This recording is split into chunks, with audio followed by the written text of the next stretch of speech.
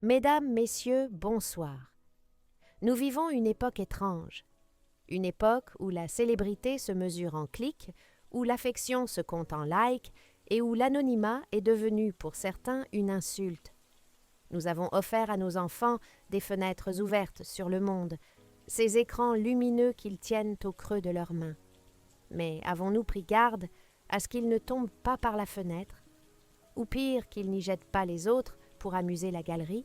L'histoire de ce soir est celle d'un naufrage moderne. C'est l'histoire d'une jeunesse qui a perdu le sens du sacré, le sens du respect dû aux anciens. C'est l'histoire de Lucas, un adolescent bien sous tout rapport, et de Jeanne, sa grand-mère, une femme fragile, que la maladie avait rendue vulnérable.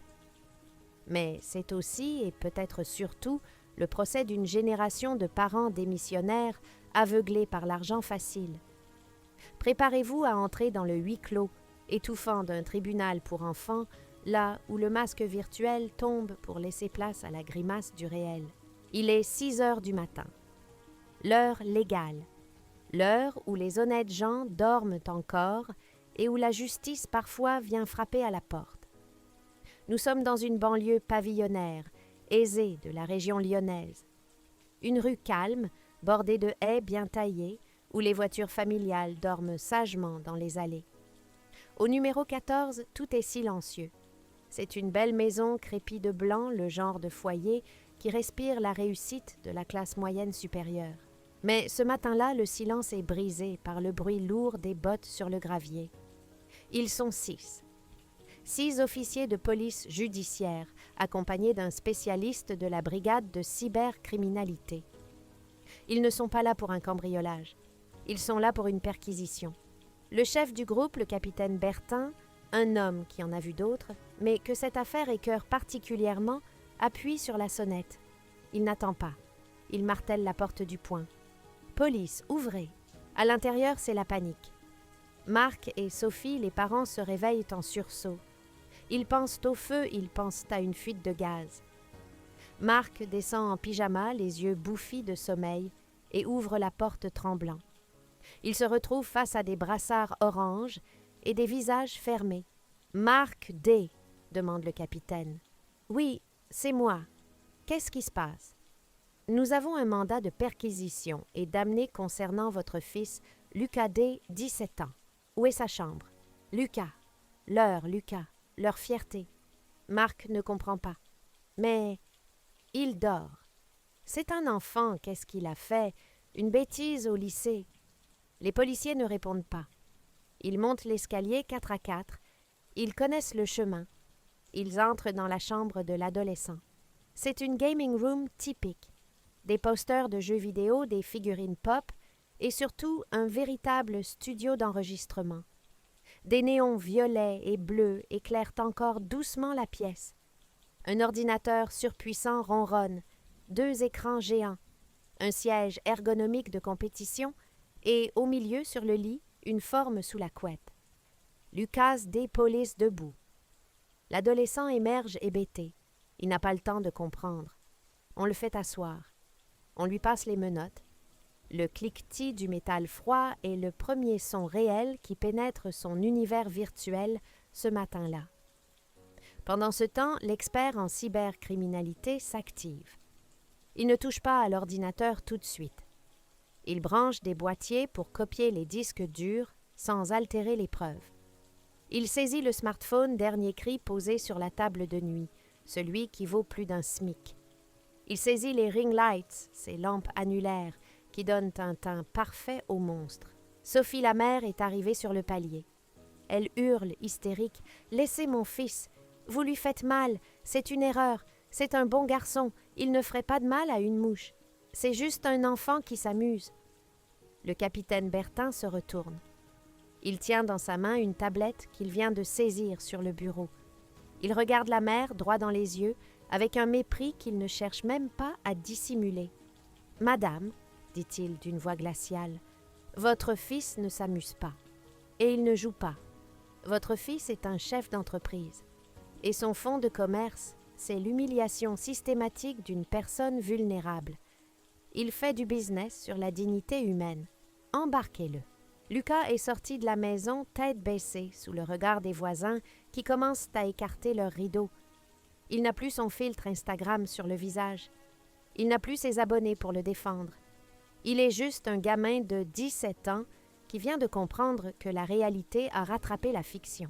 Mais pour saisir l'ampleur du drame, il faut remonter le temps. Il faut comprendre comment une famille ordinaire a pu glisser vers l'abject. Il y a 2 ans, Jeanne, la mère de Sophie, est venue s'installer chez eux.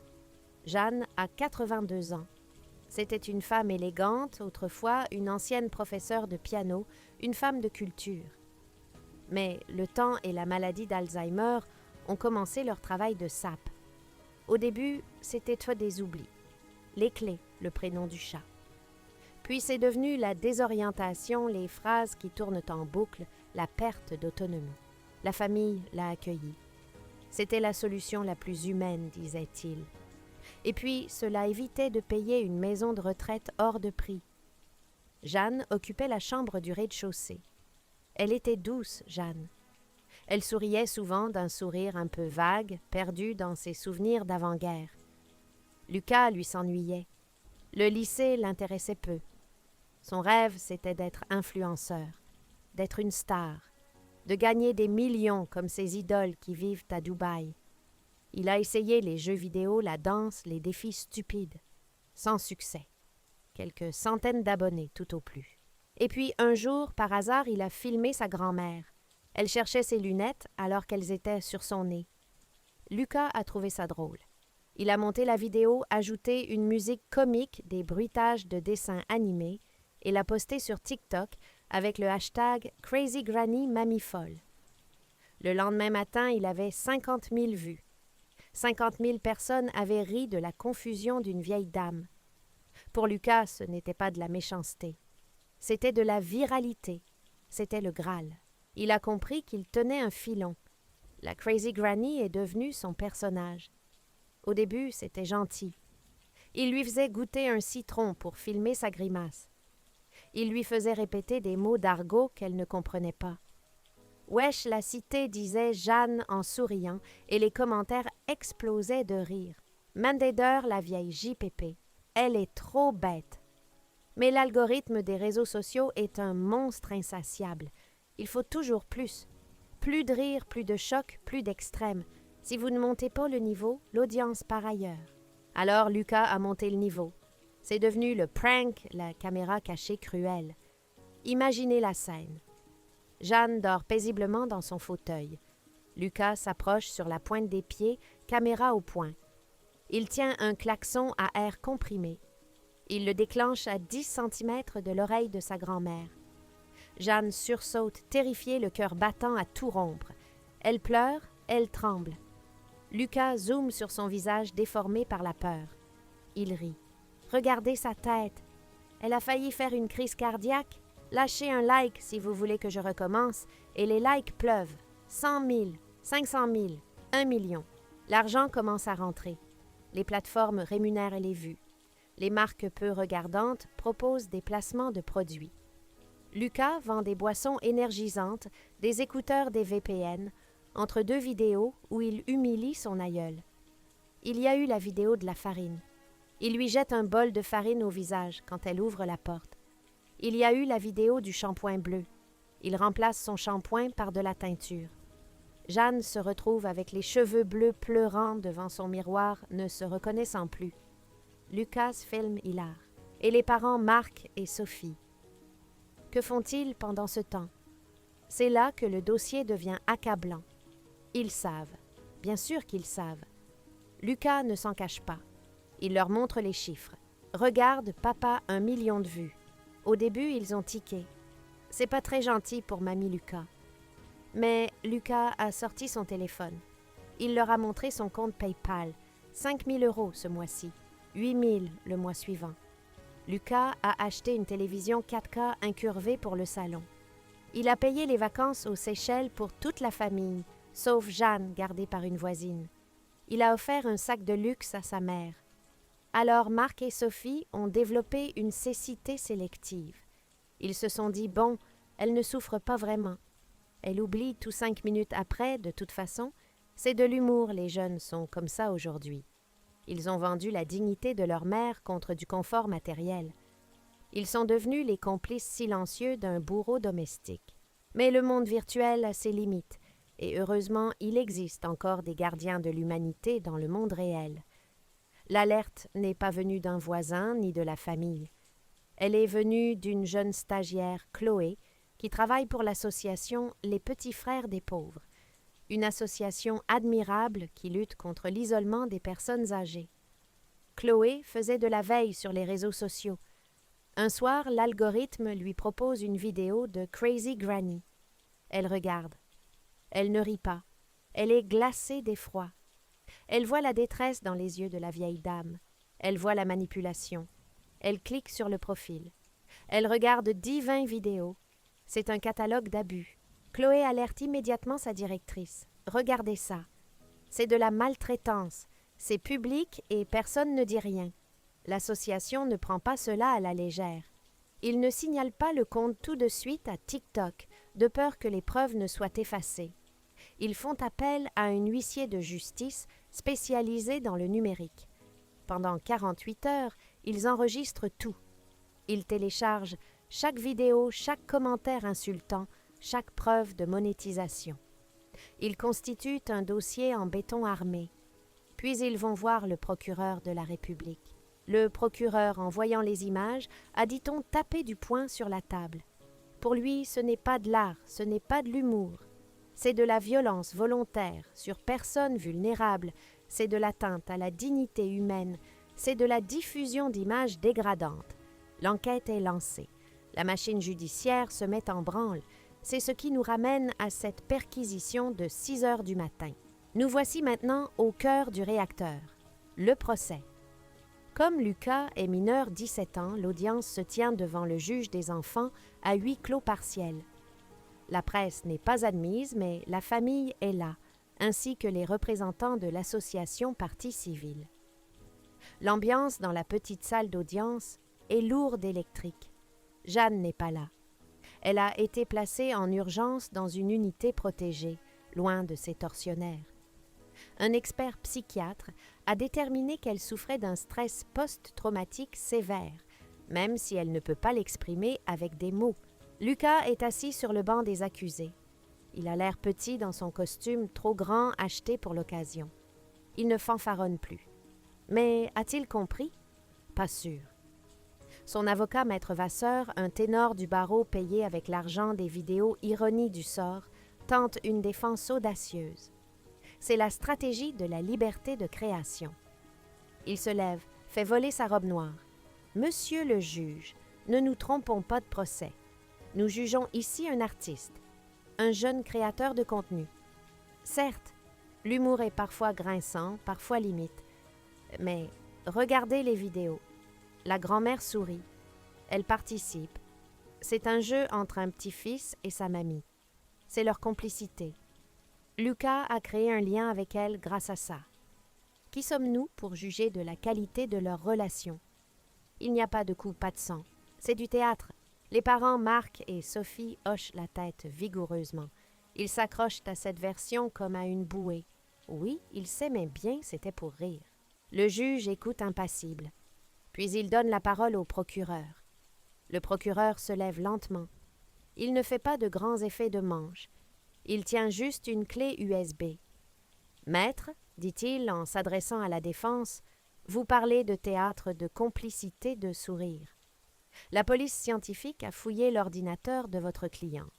Ils ont trouvé les montages finaux, ceux que l'on voit sur Internet. Mais ils ont aussi trouvé les rushs, les scènes coupées, les B-roll, comme on dit dans le métier. Il se tourne vers le greffier. Lancez la vidéo numéro 45B, s'il vous plaît. L'écran géant de la salle s'allume. On y voit Jeanne assise dans sa cuisine. Elle a de la nourriture étalée sur le visage. Elle ne sourit pas. Elle pleure doucement. Elle essaie de s'essuyer avec une serviette en papier. Et là, on entend la voix de Lucas. Pas la voix enjouée des vidéos TikTok, la vraie voix. Une voix dure, tyrannique, impatiente. Lucas est hors champ, mais on l'entend distinctement.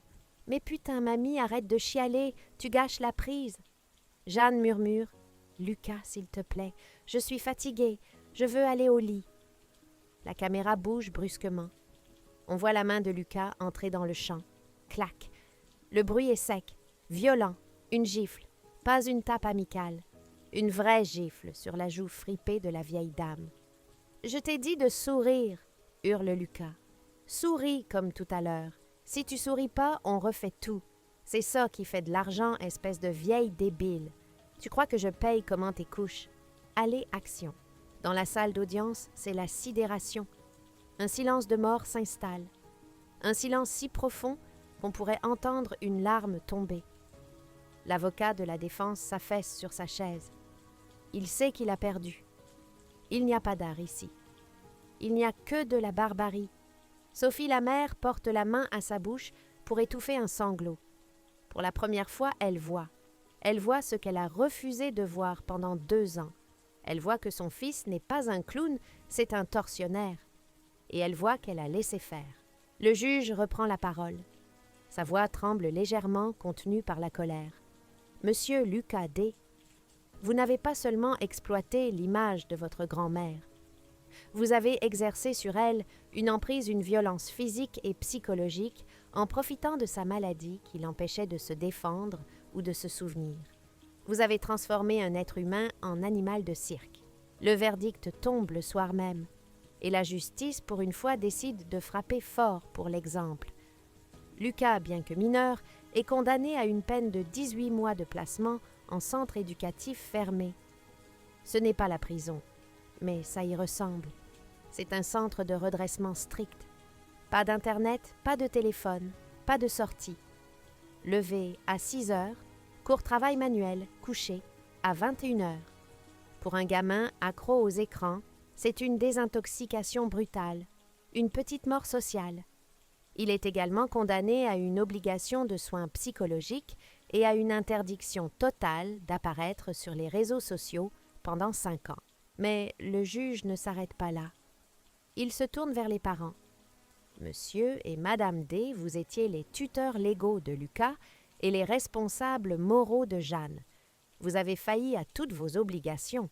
Vous avez profité des fruits de ce crime. La sanction financière est terrible. Le tribunal ordonne la confiscation totale des sommes gagnées par la chaîne Crazy Granny. Les 150 000 € accumulés sont saisis. De plus, Marc et Sophie sont condamnés à une lourde amende pour non-dénonciation de mauvais traitements et se voient retirer la tutelle de Jeanne. Et Jeanne, c'est là peut-être la seule note de lumière dans cette histoire sordide. Avec l'argent saisi, qui a été reversé au titre de dommages et intérêts à la victime, et avec l'aide de l'association Jeanne, a pu quitter cette maison maudite. Elle vit aujourd'hui dans un EHPAD, établissement d'hébergement pour personnes âgées dépendantes de très haut standing dans les monts du Lyonnais. Elle a une chambre avec vue sur le parc. Il y a un piano dans le salon commun. Parfois, les infirmières l'entendent jouer quelques notes hésitantes. Elle ne se souvient plus de Lucas. Elle a oublié les gifles et les cris. Son esprit, dans sa clémence, a effacé le cauchemar. Elle est redevenue une dame digne. Elle est en paix. Mesdames, Messieurs, l'affaire de la Crazy Granny doit nous servir d'électrochoc. Elle nous pose une question fondamentale. Jusqu'où sommes-nous prêts à aller pour ce quart d'heure de célébrité prédit par Andy Warhol? Quand nous donnons un smartphone à un enfant, nous lui donnons un outil puissant. Mais un outil sans conscience n'est qu'une arme par destination. Il appartient aux parents d'être les gardiens du temple, de dire non, on ne rit pas de tout. Non, l'argent ne justifie pas tout. Non, ta grand-mère n'est pas un contenu. Lucas voulait être inoubliable sur Internet. Il a réussi. Il restera à jamais comme le visage de l'ingratitude et de la cruauté filiale. Son nom est désormais associé à une jurisprudence qui protège nos aînés. Triste gloire. Je vous souhaite une bonne soirée et n'oubliez pas, la prochaine fois que vous voyez une vidéo drôle sur Internet, demandez-vous toujours qui tient la caméra et quel est le prix du rire.